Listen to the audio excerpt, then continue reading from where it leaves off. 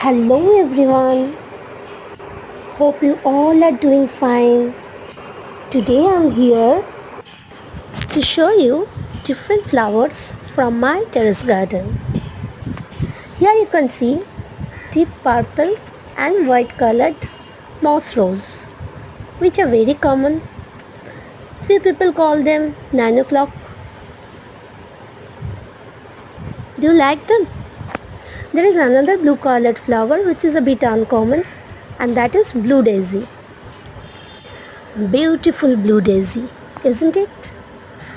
You know, the coexistence of these bright purple and white flowers together reminds me the good days and bad days in our life that come one after another, and we face them with our own potential.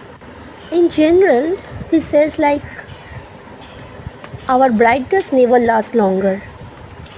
That is not actually true, I think.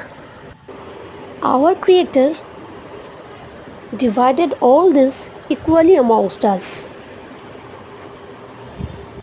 I will suggest you, whenever you will feel down, enjoy the beauty of this beautiful creation of our Mother Earth.